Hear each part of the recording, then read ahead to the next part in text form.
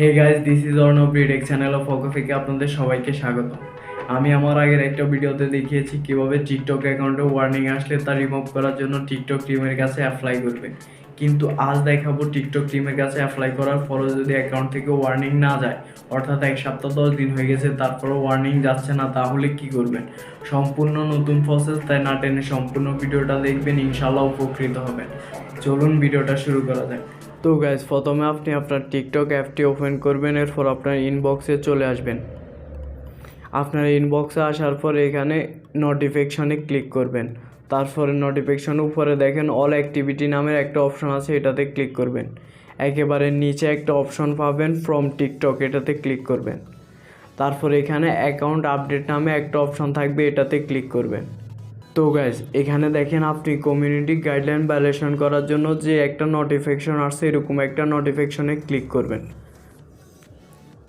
তারপর দেখেন আপনার যে ভিডিওর কারণে কমিউনিটি গাইডলাইন নোটিফিকেশন আসছে বা অ্যাকাউন্ট ওয়ার্নিং আসছে, এখানে সেই ভিডিওগুলো শো করবে।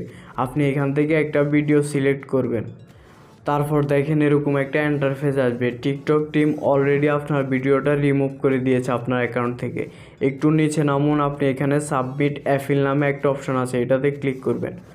এখানে কিছু কমিউনিটি গাইডলাইন আছে, আপনি এটা পড়ে নেবেন, এরপর সাবমিটে ক্লিক করবেন। আপনার রিকোয়েস্ট অ্যাপ্লাইটা রিসিভ হয়ে গেছে। এখন টিকটক টিম এটা রিভিউ করবে এবং আপনাকে ফিডব্যাক জানাবে। তো বন্ধুরা, এই ছিল আমাদের ভিডিওটা ভালো লাগলে অবশ্যই চ্যানেলটা সাবস্ক্রাইব করবেন। আর আমি যে প্রসেসগুলো দেখাইছি এগুলো সঠিকভাবে যদি আপনি করতে পারেন, অবশ্যই সফল হবেন।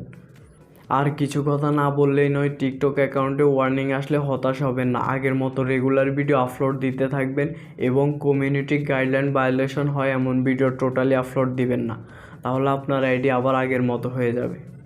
ওকে বাই, আজকের ভিডিও এ পর্যন্তই।